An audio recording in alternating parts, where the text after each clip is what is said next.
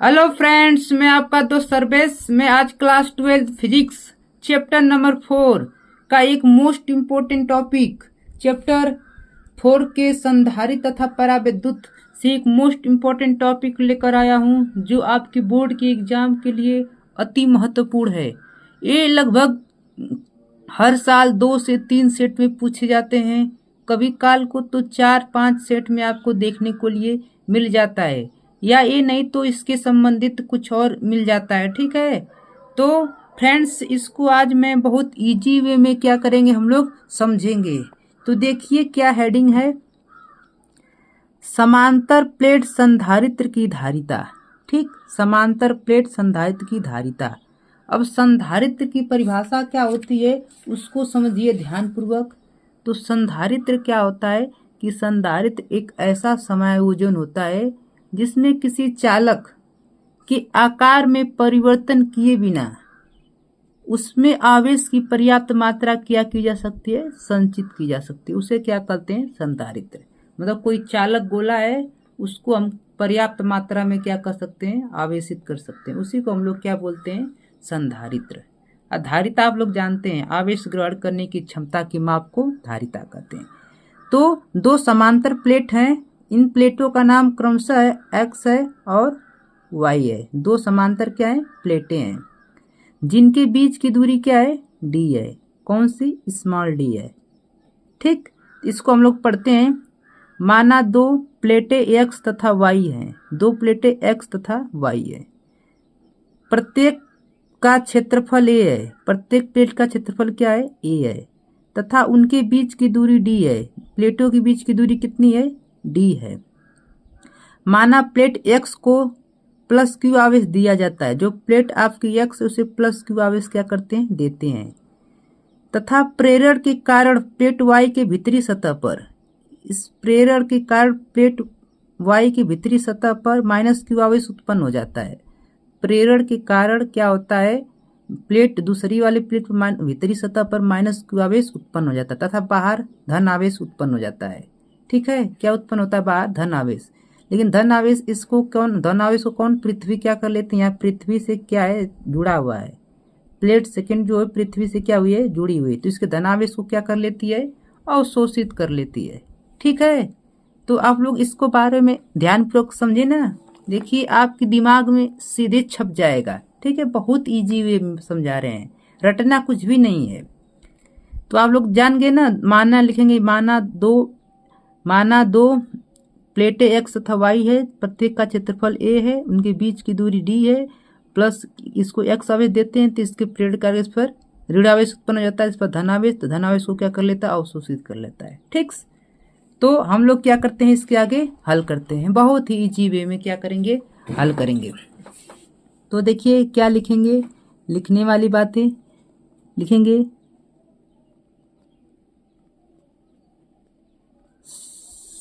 समांतर प्लेट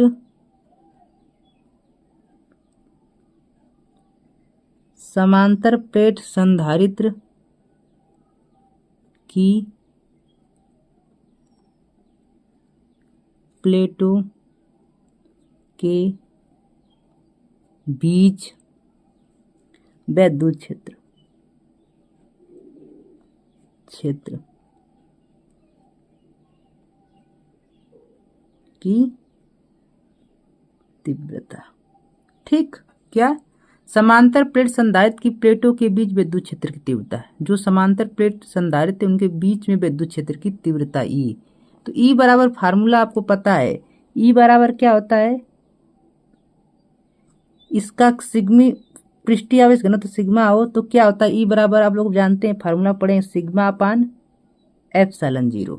ठीक, और ए भी आप लोग जानते हैं, चूंकि ए भी जानते हैं, सिग्मा बराबर क्या होता है, क्यू अपान ए। ये आपको सेकंड चैप्टर में था। ठीक है, तो प्रति एकांक क्षेत्रफल पर उपस्थित आवेश की मात्रा को पृष्ठीय आवेश घनत्व कहते हैं, इसे सिग्मा से प्रदर्शित करते हैं। सिग्मा बराबर क्या होता है, क्यू बाई ए। अब सिग्मा बराबर क्या रखेंगे, क्यू बाई ए रखेंगे। तो हमारा फॉर्मेट जो फार्मूला आता है वो क्या आ जाएगा, ई बराबर जो आपका फार्मूला आ जाएगा, Q A epsilon 0 A. Epsilon आप लोग जानते हैं निर्वात की विद्युतशीलता। ये आपके समीकरण 1 हो गया। ठीक है, चलिए तो फिर आगे चलते हैं, एकदम इजी वे में समझते चलते हैं। लिखते हैं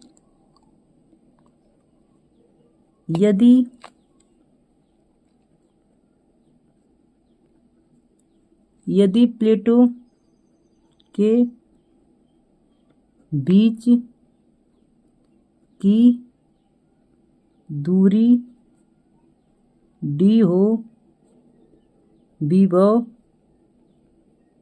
भी हो, तब क्या होता है फार्मूला? तब फार्मूला क्या होता है आपको पता है ना, क्या होता है? E बराबर क्या होता है? V/d। तो V बराबर क्या होगा? E into D. इसको क्या करेंगे? समीकरण 2 मान लेंगे, और समीकरण दो में 1 का मान रख देंगे। समीकरण 1 से समीकरण 1 का मान समीकरण 2 में रख देंगे। लिखेंगे समीकरण 1 का मान समीकरण 2 में रख देंगे। किसमें? समीकरण 2 में। 1 का मान क्या करेंगे? समीकरण 2 में रखेंगे। तो V बराबर हमारा फार्मूला क्या आ जाता है, ये आपको पता रहना चाहिए। V बराबर क्या जाता है? जैसे यहाँ पर E का मान यहाँ से उठाकर यहाँ पर रखें तो Q D अपान क्या निकलेगा? A/0। ये आपका क्या आता है? जैसे समीकरण के मान रखते हैं ये आ जाता है। ठीक, किसी को डाउट्स? तो चलिए आगे चलते हैं, बहुत इजी वे में समझते हुए। लिखते हैं क्या?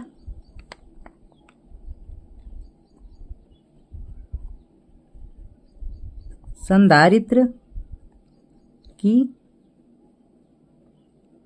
धारिता। संधारित्र की धारिता C बराबर फार्मूला क्या होता है आपको पता है? C बराबर क्या होता है? Q/V। और यहाँ से V का मान क्या करेंगे? इसमें पुटअप करेंगे। जैसे पुटअप करेंगे हमारा फार्मूला क्या निकल कर आता है? C बराबर देखिए Q/Q D/ε0 A। और Q से Q क्या हो जाता है? कैंसिल आउट हो जाता है। और C बराबर जो हमारा फार्मूला आता है A/ε0/D। ये हमारा क्या आता है? फाइनल फार्मूला आता है। ठीक है, तो कोई डाउट्स हो तो अवश्य बताइएगा। अब क्या करते हैं, लिखते हैं थोड़ी सी और बातें। लिखेंगे यदि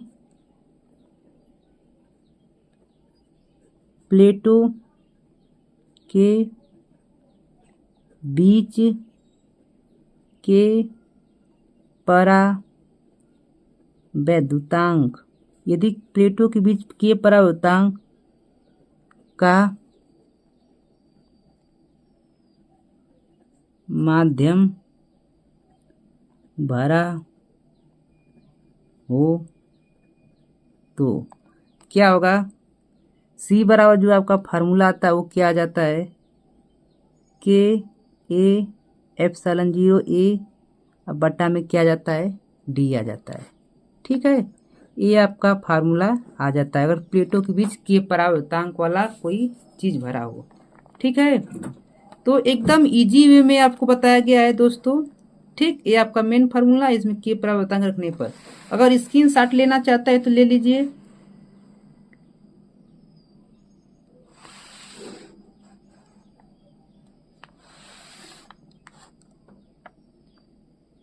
फ्रेंड्स, आपको ये मेरी वीडियो आपको अच्छी लगती है तो मेरे चैनल को अवश्य सब्सक्राइब कर लीजिए अगर नए हो तो, और अपने प्यारे दोस्तों को शेयर अवश्य कीजिए। ठीक है, और ये वीडियो मेरी अच्छी लगती है तो एक कमेंट अवश्य कीजिए दोस्तों, फ्रेंड्स। ठीक, और love you, tata, bye, thanks for watching. और एक कमेंट प्यारा सा अवश्य छोड़ कर जाइएगा। ठीक है।